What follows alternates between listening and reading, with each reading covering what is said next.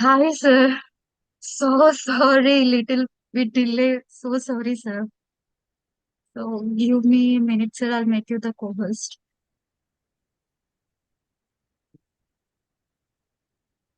Sir, I have make you the co-host. You can share the screen, sir. So sorry, sir. It's okay. It's okay. That'll be fine. Sir.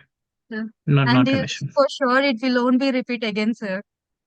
It's okay. Actually, I have Mm. another class at Actually, another channel.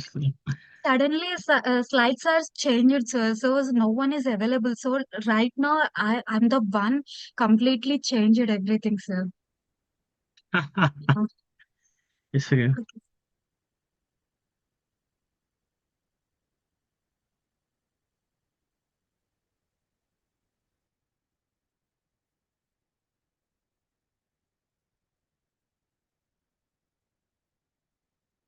Okay. So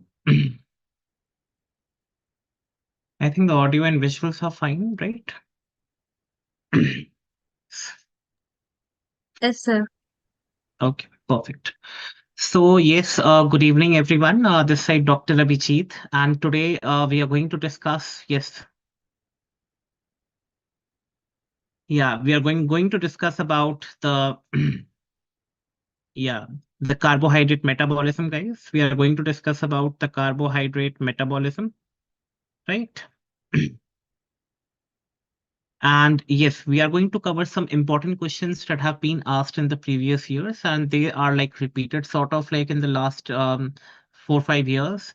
And we are going to revise it with the concepts, right? I will be telling you how to write the answers in the exam that is going to be held in August, right? So this will be a concept crisp revision right now, right? So yes, it will be purely conceptual, guys. I will be teaching you with respect to the questions, the entire concept about that particular question. And I will be teaching you how to write that particular question in the exam. So yes, it is beneficial for everyone who is going to appear for the first prof exams in August, right? So yes, so yeah, so yes, we are going to like cover the answers like in three formats: the long essays, the short essays, and the short answer questions, right? So that is something that we are going to cover over here. Okay. Now, guys, as you know about the Oracle app, all the recorded classes, the live classes, the practical sessions, the hard copy sets, the exam modules, everything is like the features of this Oracle app. So you will be getting, if you missed out any classes, you can go to the like recorded classes on the app, like by the expert faculties over there, right? Even along with that, you have these notes which are curated in the form of Q&A. That is like the same pattern that is being asked in the exam, right? So yeah, we have the recorded classes, right? So you can like anytime which when you wish to know, when you are like want to watch the videos, you can just go with that, right? So that is the live lectures. Yes, the express exam module patterns, everything is there, right? And there are one-to-one doubt clearing sessions that you can like plan off, and we'll be happier to address your doubts, right? Now we have these recorded practical sessions, right? We have these practical session classes also, right? Now after each like particular topic, we have this Q bank, like which consists of the question from like basic to advanced level, and all the clinical questions, all the important previous year topics, the previous year questions are being covered over here, right?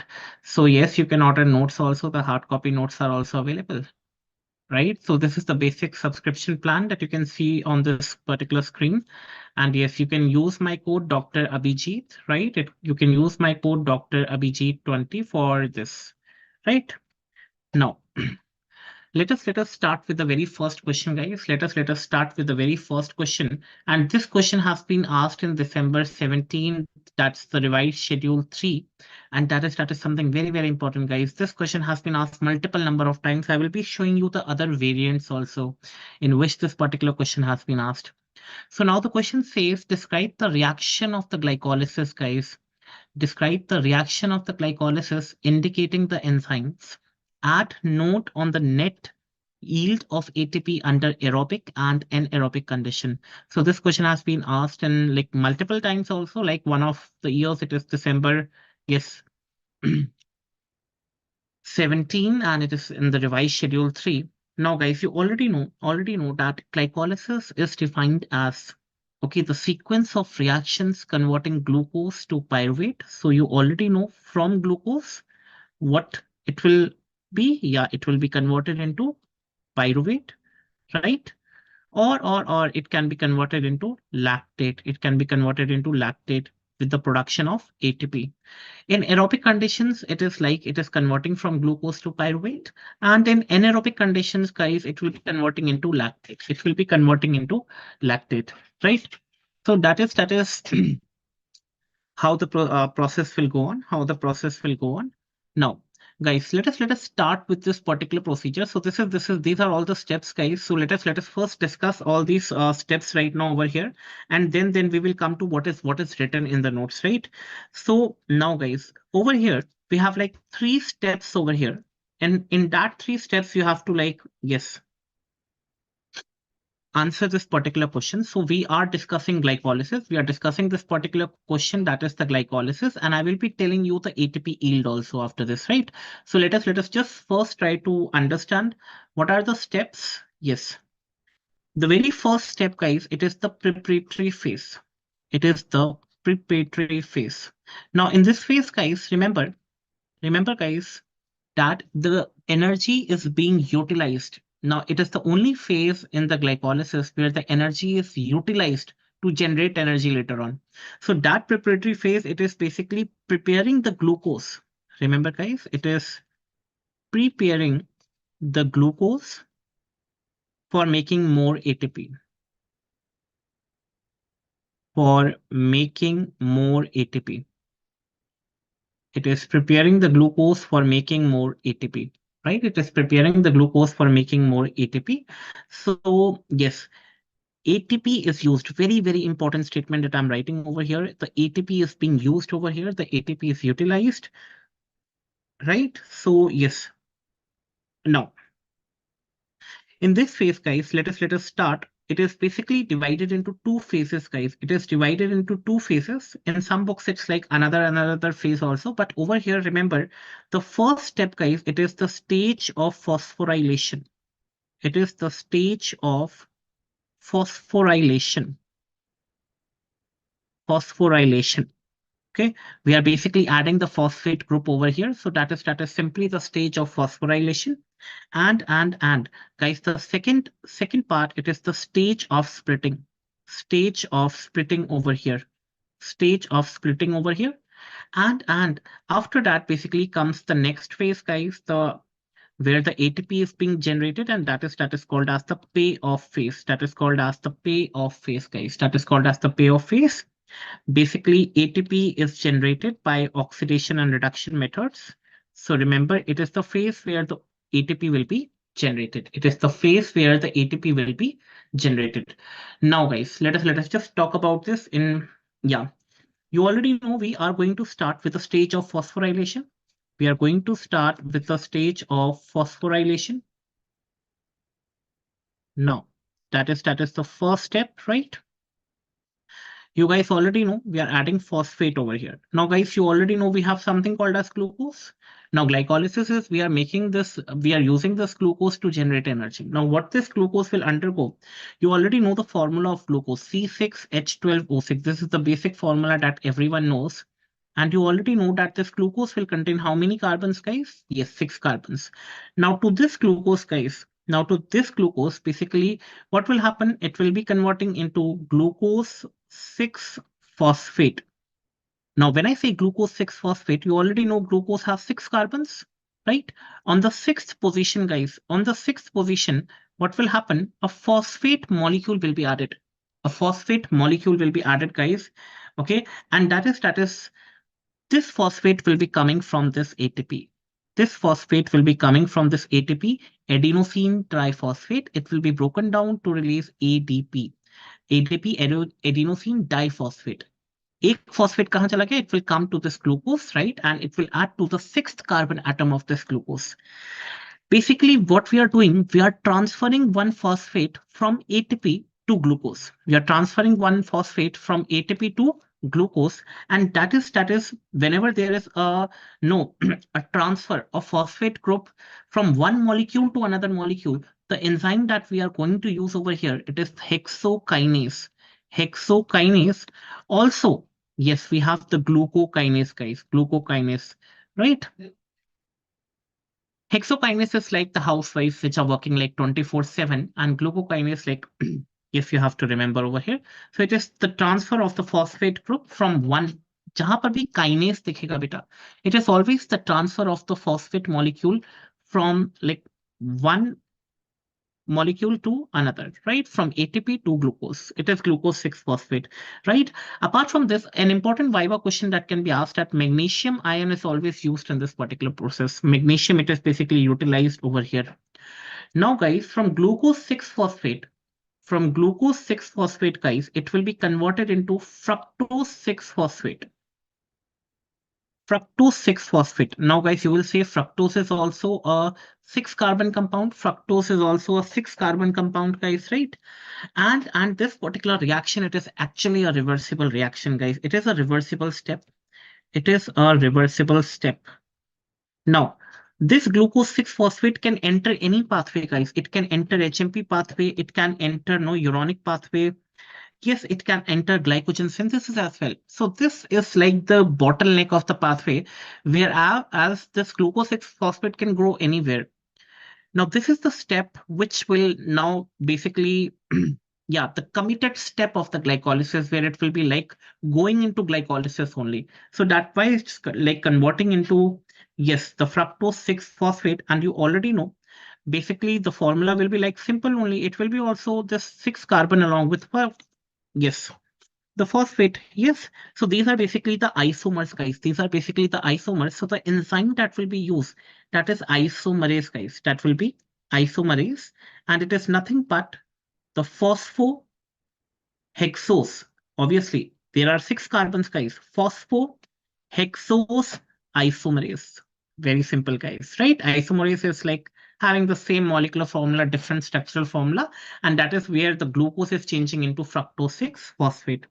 Fructose 6 phosphate. Now, from this fructose 6 phosphate, guys, what will be formed? That is called as fructose 1,6 biphosphate. Fructose 1,6 bisphosphate or biphosphate.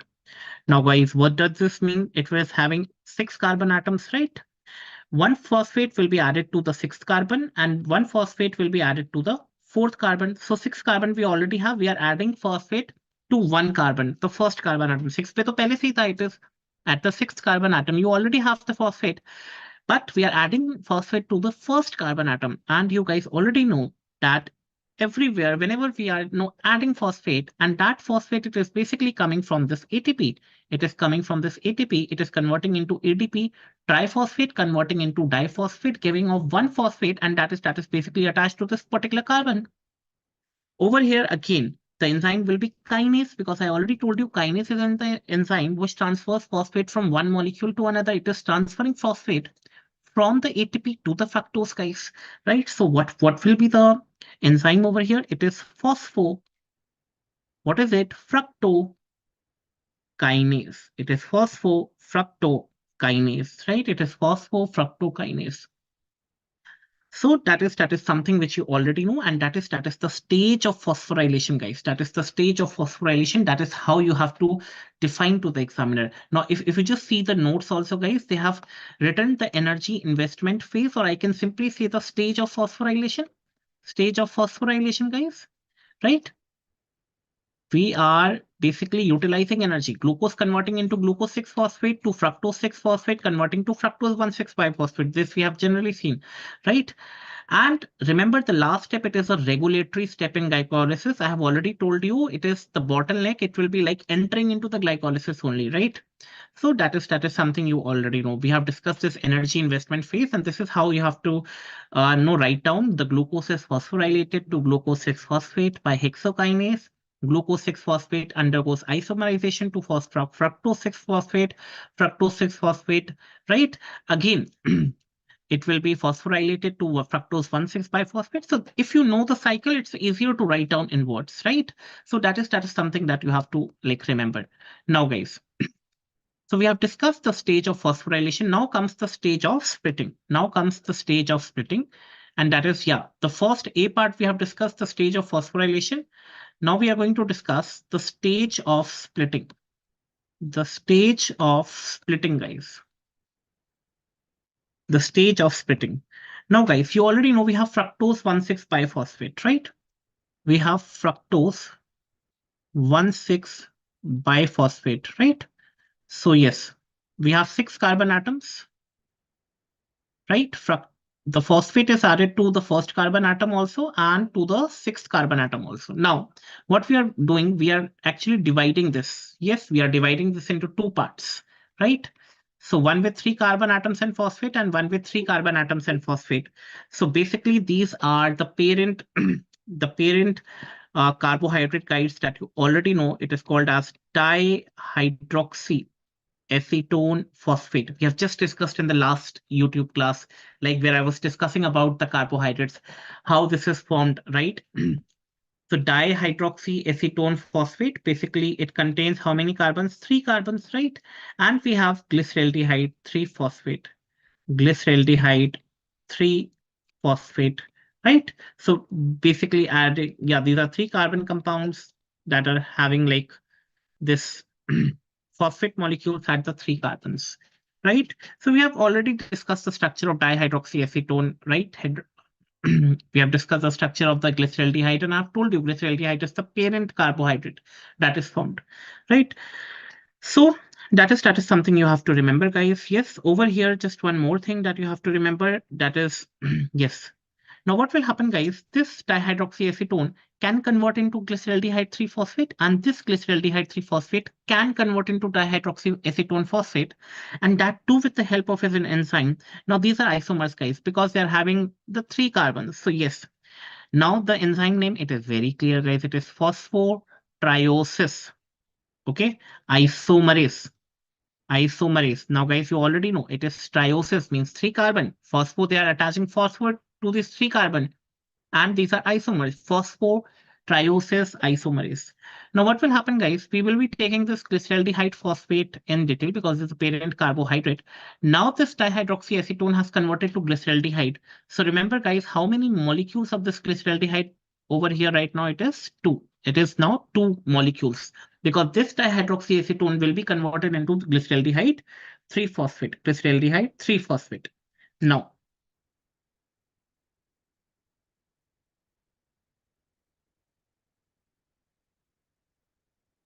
hmm, sure. Now, you already know this glyceraldehyde 3 phosphate. Now, there is the third step, guys, which will come now. Yes, the payoff phase where the energy will be generated. The payoff phase where the energy will be generated. So we have discussed the stage of splitting where the fructose 1,6 biphosphate is basically giving rise to this dihydroxyacetone and yeah, glyceraldehyde 3 phosphate. This dihydroxyacetone will be changing into like 2 molecules of these glyceraldehyde 3 phosphate. And now, guys, remember over here, what will happen? What will happen? This will be converting into, yes, 1 3 bis phosphoglycerate, 1 3 bis phospho. Yes, just let me correct it. Yes, it is bis phosphoglycerate, bis phosphoglycerate, guys, right? 1,3 bis phosphoglycerate, and you guys already know. Yes, now what is happening, guys? We have like three at the third carbon only we have the phosphate. Now we are having phosphate at both the carbons, right? We are having phosphate at both the carbons, right? And that is guys over here. Yes, this phosphate will be coming from, yes, we have substrate. Yes, and that will be like coming from this NAD plus, that will be converting into NADH plus H plus, NADH plus H plus, and the enzyme that is used over here, it is glyceraldehyde 3 phosphate dehydrogenase, glyceraldehyde 3 phosphate dehydrogenase, glyceraldehyde 3 phosphate dehydrogenase, guys, right? And how many molecules of this like 1,3 biphosphoglycerate will be formed? 2 molecules will be formed, right? Now from this 1,3 biphosphoglycerate, what will happen, guys? It will be now getting converted into 3 phosphoglycerate, 3 phosphoglycerate. And remember that, yes, ATP will be formed. ATP will be formed. One phosphate will be given to this ADP, adenosine diphosphate, and that will be combining with this phosphate from 1,3-bisphosphoglycerate, and the ATP will be formed. And over here, guys, again, the phosphate is transferring from one molecule to another, from 1,3-bisphosphoglycerate to this ATP, right? That is yes, again the kinase, and remember, guys, it is phosphoglucokinase, guys, right? Now over here, this phosphoglycerate will be, yes, will be changing into, yes, 2-phosphoglycerate. And remember, guys, yes. Now what is happening over here, guys? We have three carbons, right? We have phosphate over here, and over here the phosphate is shifted to the second carbon. The phosphate is shifted from the third place to the second place in the same molecule, guys. Now, there are not two different molecules. So here the enzyme will not be kinase, guys. Here the enzyme will be mutase. Here the enzyme will be mutase, right? Here the enzyme will be mutase. Yes. And from this 2-phosphoglycerate, what will be formed? Enolase, guys. Okay. Enolase enzyme will be used. Yes, the enolase enzyme will be used to form phosphoenol pyruvate. Phosphoenol pyruvate, guys, right? Yes, by the removal of a water molecule, it will be forming phosphoenol pyruvate. And remember that phosphoenol pyruvate will be forming this pyruvate, guys, right? And guys, from phosphoenol pyruvate to pyruvate, what will be happening, guys? Yes, the ADP will be combining with this inorganic phosphate, and that will be like forming the ATP over here, right? And the enzyme, again, it is pyruvate kinase. And this is something called as the substrate level phosphorylation. This is called as the substrate level phosphorylation, guys. Okay, that is the payoff phase. That is the payoff phase, guys, right? Yes, this is the payoff phase, and that is something which you can see. So the question says over here, the question says, yeah, we have to like discuss with the help of the enzymes that we have done already. Now we have to discuss the net yield of the ATP under both the conditions, the aerobic and anaerobic condition. So I hope this is clear, guys, the energy generating phase. So yes, we have discussed glyceraldehyde 3-phosphate to 1,3-bisphosphoglycerate to 2-phosphoglycerate, phosphoenol pyruvate to, yes, pyruvate. And guys, you can very well see these are all the two molecules, guys. Obviously, we have already just seen these are all these two molecules, guys, right? Two, two, yes, 2-phosphenol pyruvate, 2-pyruvate. Why? Because this dihydroxy has already converted to glyceraldehyde 3-phosphate, right? So, yes. Now let us just discuss about the energetics also. Yes, let us just discuss about the energetics of this glycolysis. Now this is energetics of aerobic glycolysis, guys, and guys. Now, you already know. From here, guys, you can just see where I'm highlighting. From glyceraldehyde 3-phosphate, guys, you can see that 2 NADH will be formed because we have 2 glyceraldehyde 3-phosphate. So obviously 2 NADH will be formed over here, right? From 1 NADH, we have 2.5 ATP. In earlier the books, it was 3 ATP, guys. Again, I will go with the latest concept. If your ma'am has said about 3 ATPs, please go with that. But I will be going with the latest concept, guys. So the enzyme, it is glyceraldehyde 3-phosphate, right? And you already know, yes, the mechanism you already know, guys. What is happening? Yeah, it is, yes, we have, okay, when we have one NADH, which is converting into, yes, so one NADH will giving, no, at least like 2.5 ATP. So over we have 2 NADH, right? So it will be like 2.5 into 2, that is the 5 ATPs. That is 5 ATPs, guys. That is 5 ATP. So last column I will be making it is the number of ATP, guys, and that is approximately 5. Now coming on to the second one, guys. Okay. Phosphoglycerokinase, yes.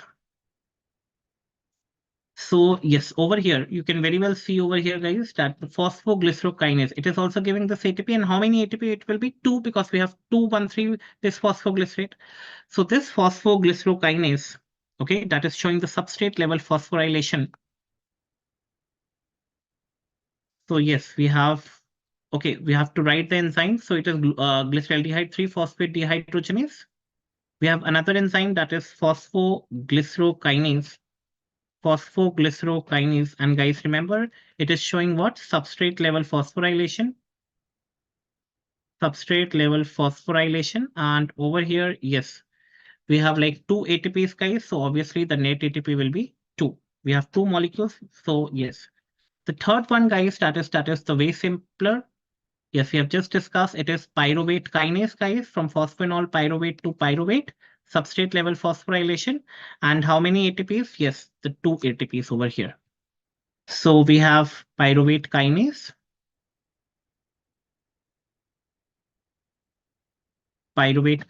and remember it is also showing the substrate level phosphorylation and 2. So it is the total number of ATP, guys. It is the total number of ATP, and that is approximately around 9. It is approximately around 9. So net gain, guys. Now, if they ask you what is the net gain over here in the ATP, the net gain in the ATP. Now, the net gain, guys, you already know in the starting. In the starting, we have used two ATPs. We have used this ATP and we have used this ATP, hexokinase and this phosphofructokinase. We have used two ATPs, guys. So the net gain will be, okay, let me just write down. The first we have used at hexokinase, right? And the second one, it is, yes, the phosphofructokinase, right? So there will be like -1 ATP from here and -1 ATP from here. So total it will be 7 ATP, guys. It will be 7 ATPs. That is like the energetics of the aerobic glycolysis. Energetics of the aerobic glycolysis. Apart from that, again, they have asked anaerobic glycolysis also. They have asked anaerobic glycolysis also. And guys, remember one thing very much important over here, that in anaerobic glycolysis, what is happening? This particular step is not occurring, right? This step is not occurring. So yes, in anaerobic, yes, you already know we have like two ATPs from here. Yeah, we have two ATPs from here, and we have -2 ATPs. So it will be like 4 ATP, 4 minus 2. Yes, that is again, yeah, the net gain over here will be like 2. Yes.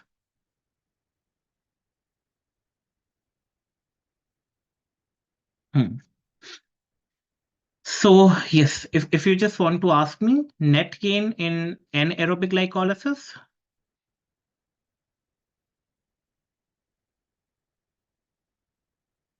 so what is happening, guys? You already know we have like two ATPs are utilized, right? Two ATPs are utilized. So we have already seen that this particular step will not occur. The first step will not occur in anaerobic glycolysis, right? So yes, this NADH is basically utilized to form this lactate. So obviously we will not have any ATP coming from NADH over here. So what will happen? Two ATPs are being utilized, hexokinase and this phosphofructokinase, right? And what will happen? Like total ATPs formed, will be 4 and utilized will be 2. So net gain will be 2 ATPs in anaerobic glycolysis. Right? So that is regarding the question that is being asked, a 10 marks question, and you have to like write every possible thing. You have to tell about the definition, the steps that we have discussed, all the enzymes that we are using, how the ATP we have calculated, which enzyme, which mechanism, and how many numbers of ATPs are required. You can just show this flowchart. This will be like, and yeah, the anaerobic glycolysis, right? So that is something that they have asked. And once you know this, it is like easy. So it has been asked, guys, in December 17, like the revised schedule 3, right? So you know the net yield of ATP under aerobic, it is 7, and anaerobic, it is like, yeah, 2 only, right? We have discussed the glycolysis, all the enzymes we have discussed, right? Now, coming on to the next question, guys. Yes. Now, guys, the question says, question number 2, give a detailed account on glycolysis. We have just discussed it. Yeah, yes. Explain the energetic and regulation of this pathway. Now, guys, we have already discussed the energetics, guys. We have already discussed the energetics, right? Now, coming on to the regulation of glycolysis. Now, the question says, we have discussed the energetic, we have discussed this pathway, guys. Yes, we have discussed this pathway, right? Now they are asking in question, we have to discuss the regulation of this pathway. Now, when I say regulation, guys, regulation of glycolysis. Now, when I say regulation of glycolysis, guys, we are focusing on hormonal regulation. Okay, guys. It will be like in the form of well-fed state. Obviously, whenever there is extra glucose in the body, guys, it will be now converting into glycogen. Glycogen is the storage form of this glucose in our body. So it is always the well-fed state in which it is taking place under the influence of hormone, which is called as insulin, right? Obviously, these glucose will be going into the absorption part, right? And it will be going to the liver, and further it will be like converted into the this, yeah. Further, it will be like utilized by the cells to produce energy, and extra glucose will be like going to form the glycogen for glycogeno glycogenesis, right? And guys, remember it is activated in the dephosphorylated state. Activated in dephosphorylated state, right? So basically, we have the enzymes, guys. You already know the hexokinase, right? Hexokinase, phosphofructokinase 1, the pyruvate kinase, the all enzymes, they are activated in the dephosphorylated state. Okay, they are activated in the dephosphorylated states. So the regulation of glycolysis, firstly, you have to write about the hormonal regulation, the well-fed state, the insulin, and it is activated in the dephosphorylated state. And guys, the other thing that you have to remember in the regulation, guys, you can all talk about the allosteric regulation. You can also talk about the allosteric regulation, guys. Now, when I say allosteric regulation, you already know the substrate, it is forming the product. Substrate, it is forming the product. Okay. Now, substrate always favors the forward reaction. It always favors the forward reaction. And yes, the product, remember, it inhibits the forward reaction. It inhibits the forward reaction, guys, right? So yes, if you already know, if it is glucose and it is forming glucose 6 phosphate, so which is the substrate? Yes, glucose is the substrate and glucose 6 phosphate is the product.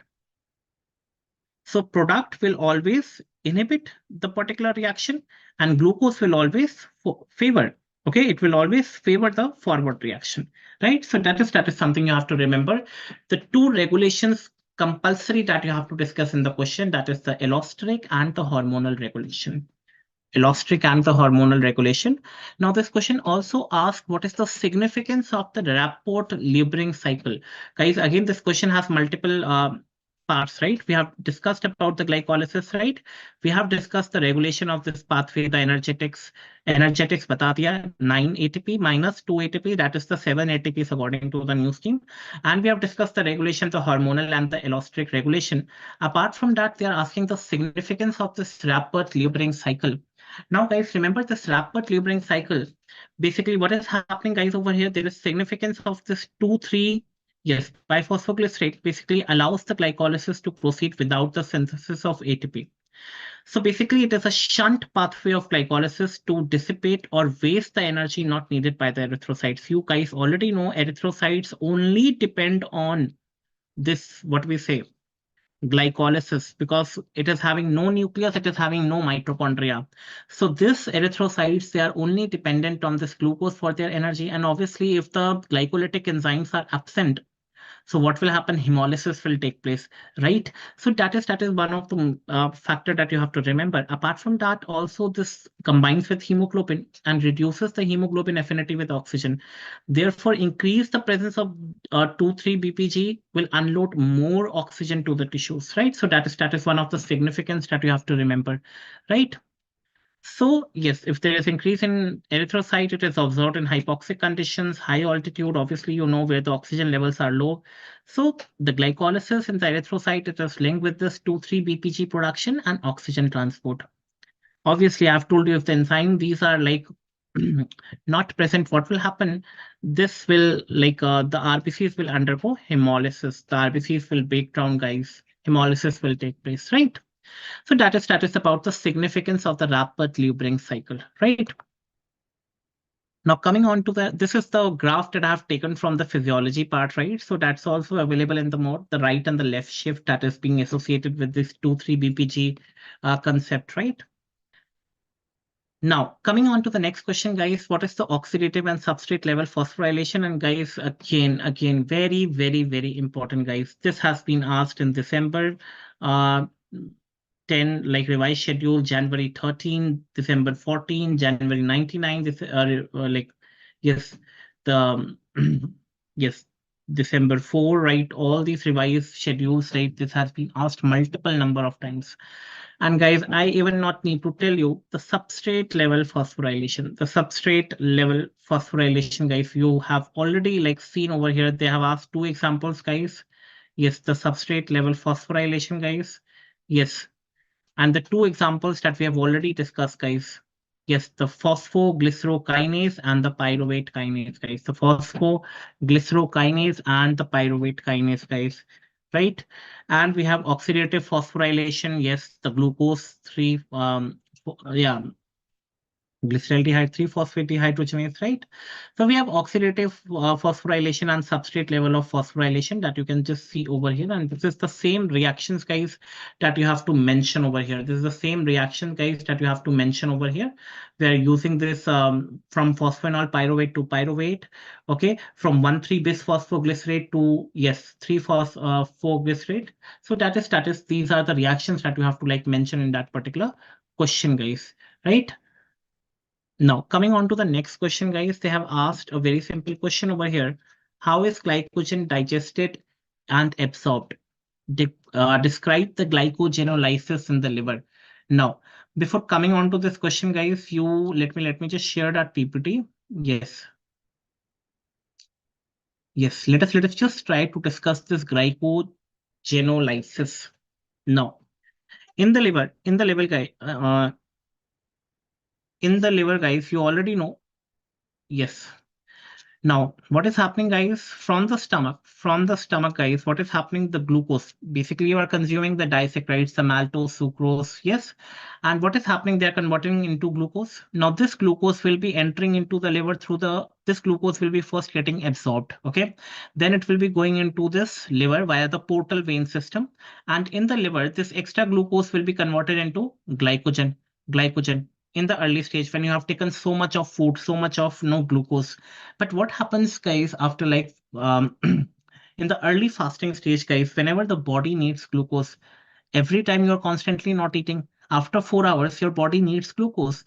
And that glucose will be coming from this glycogen. So this glycogen will be again breaking down, not to form the glucose, again breaking down to form the glucose.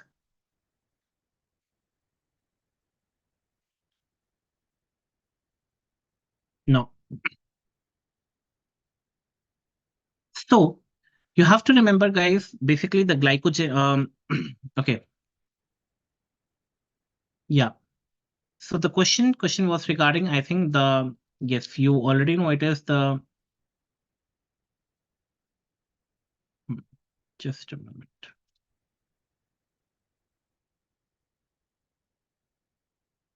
Hmm. Yes, it is the glycogenolysis. Let us just try to discuss this glycogenolysis in detail.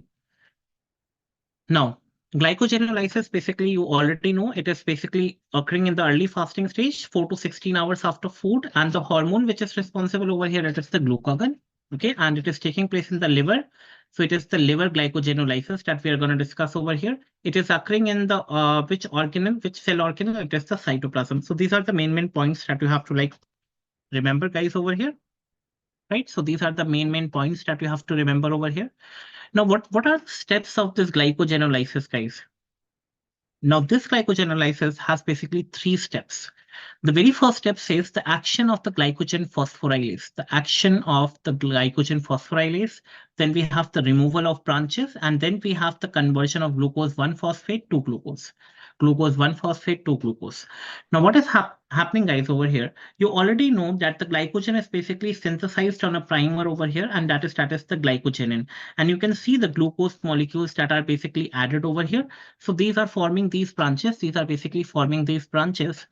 Now, what this glycogen phosphorylase will do, see, it is also the rate limiting enzyme. It will cut like 4 glucose of these branches, starting from the last and up till the 4 glucose. And that is the alpha 1,4 linkage. Okay, from one end, then second, then third, and fourth. So it will be cutting this 4. It only acts up to a length of 4 glucose molecules from the branching point, and then it will stop, and then it will stop, guys. So you can always remember that this is the glycogen, guys. Now we are actually discussing this is the glycogen, and this glycogen basically synthesized on a primer that is called as the glycogenin. Now, what will happen? This glycogen phosphorylase will start acting, and it will act on this particular branch, and it will cut the glucose from the last, and it will like be cutting up to a length of 4 molecules, and then guys, it will stop. Now, that will something which will these glucose which will be released, these glucose which will be free, these will be the glucose 1-phosphate molecules. These will be the glucose 1-phosphate molecule.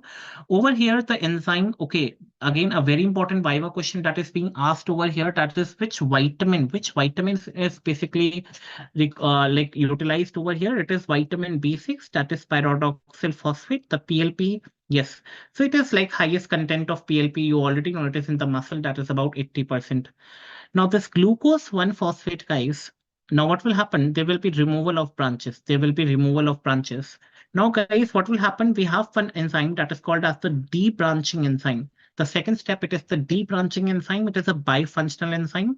So this debranching enzyme contains 2 components. We have alpha 1,6 glucosidase, and we have alpha 1,4 glucan transferase. Alpha 1,4 glucan transferase. Now what this will do, guys, what this will do, it will cut a trisaccharide, guide. Again, we have taken a very long molecule. It will be like, it will cut a trisaccharide. Okay, and that is by alpha 1,4 glucan transferase, right? And at the point of branching, it will cut this glucose with the help of enzyme alpha 1,6, because I've already told you at the branching point where the branch is made, that is the alpha 1,6 beta linkage. So obviously the alpha 1,6 linkage. So obviously the enzyme which will be cutting this, it will be alpha 1,6 yes, glucosidase, right? And ultimately we will have this free glucose molecule that will be combined with the phosphate. Again, we have these 3 molecules that are now combined with the phosphate. And yes, this conversion of glucose 1-phosphate will be like converting into glucose, and that is the major product. Now, this glucose 1-phosphate basically when we converted into the glucose 6-phosphate, and we have an enzyme that is called as glucose 6-phosphatase that will cut this phosphate molecule, and the glucose will be released. The glucose will be released. Okay. So remember, guys, the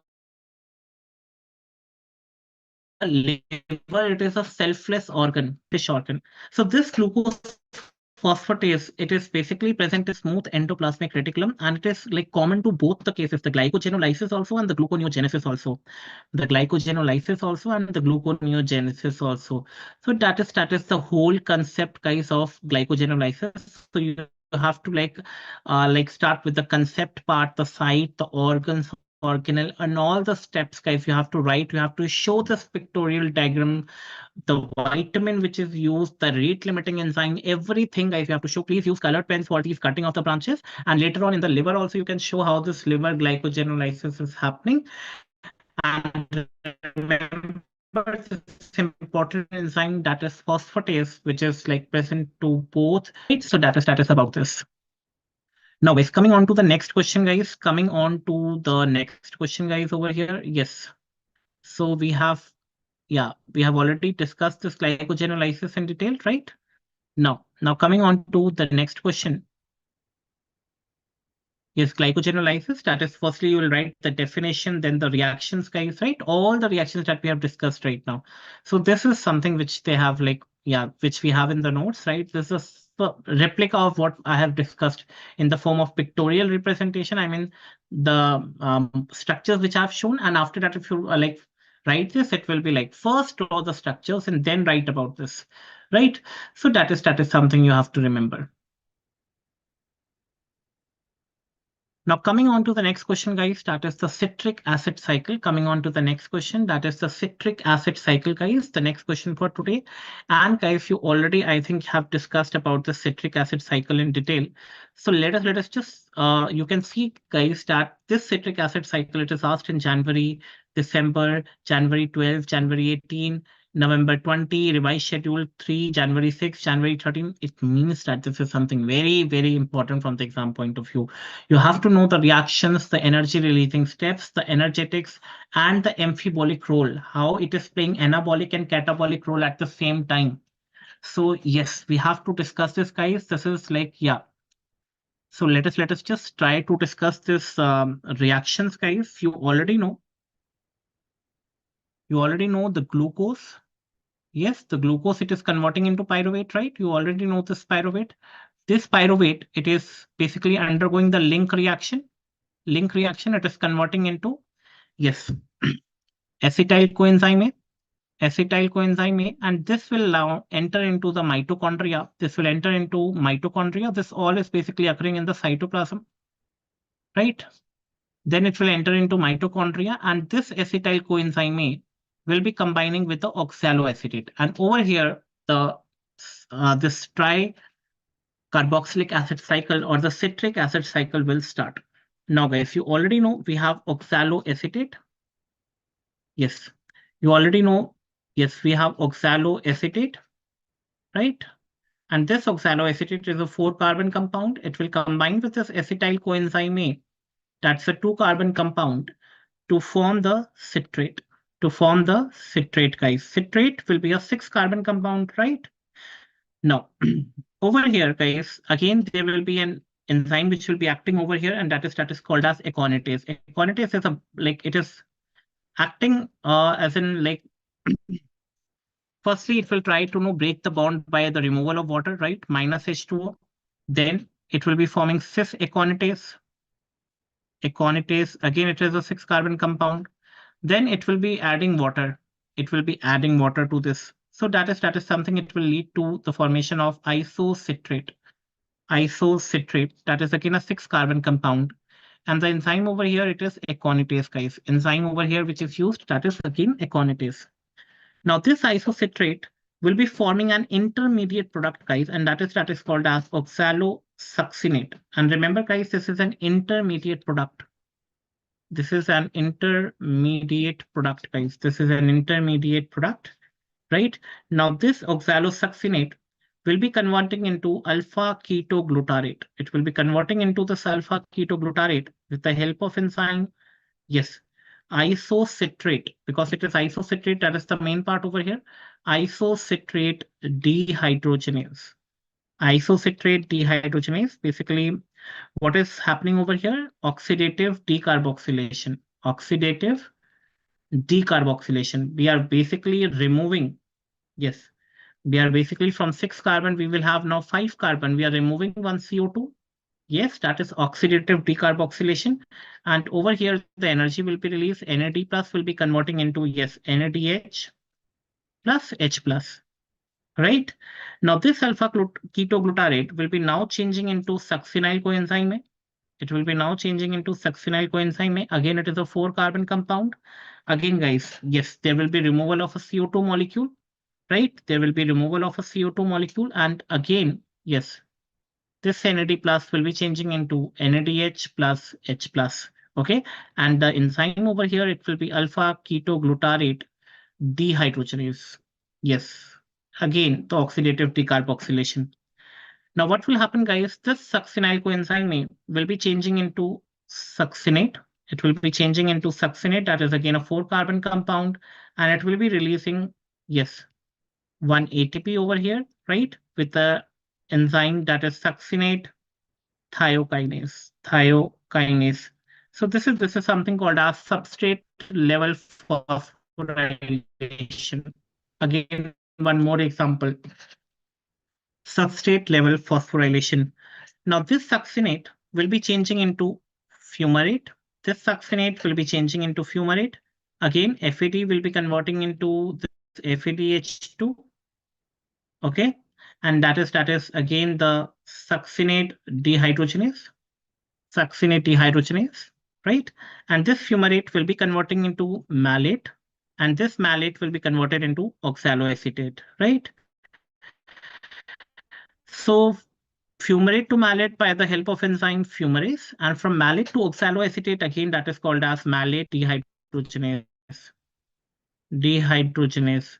And over here again, NAD, yes, plus will be converted into NADH plus H plus, guys, right? NADH plus particular reaction, the energetics over here, guys. So this NADH, okay, you can see NADH over here, and you can see NADH over here. It will be giving how many ATPs, guys? You already know. This will be giving 2.5, 2.5, 2.5, 7.5. Now, guys, again, we have this ATP which is coming over here, right? And we have this FADH2.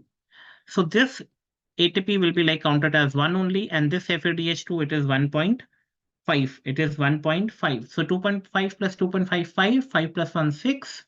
And 6 plus 2.5 plus 1.5, it is 10. So the net gain in the Krebs cycle, right? This is the Krebs cycle or tricarboxylic acid cycle, right? So that is the 10 ATPs, guys. So that is something. Firstly, you have to write about the definition, right? It essentially involves the oxidation of acetyl coenzyme A, right? Location, it is mitochondrial matrix, right? We have already discussed this question in the last mock test also, right? They have asked that, right? The events are like firstly the formation of citrate, alpha ketoglutarate, right? Succinate, fumarate, malate, and like oxaloacetate again it is formed, right? So this is like how it is formed. So you can just remember like citric, cis, okay, citric, cis I, or apne साथ साथ फूल मलाई or like, right? So that is like in short if you want to remember.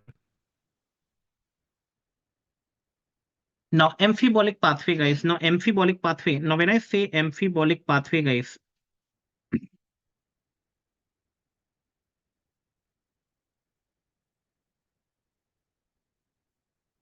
now when I say amphibolic pathway, guys, you are already aware of the fact. Now it completely oxidizes the no this acetyl coenzyme A, this acetyl coenzyme A. You already know we have oxaloacetate plus this acetyl coenzyme A. That will be now forming this citrate.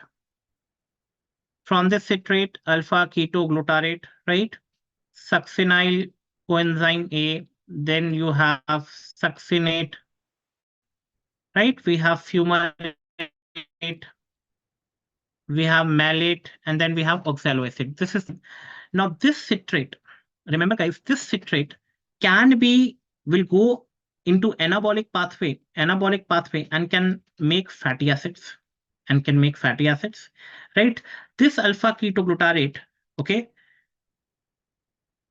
can like combine with this glutamate to form this GABA, right?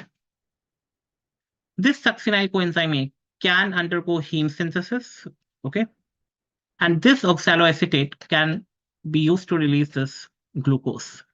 So these are the like the intermediates like which are formed in this cycle. They can go to other pathway and can create other compounds, and that is something this amphibolic pathway says. So it is both catabolic and anabolic in nature. That is why it is called amphibolic, guys, right? So that is like regarding this you have to remember, right? So that is about the citric acid cycle, and it's very, very important definition cycle along with all the enzymes that we have discussed, right? Along with the energetics, guys, you have to write this, right? So that is important. Thank you, guys, for your patience for listening me out, guys, right? So that was about the biochemistry part for today, right? The carbohydrate metabolism one. Thank you.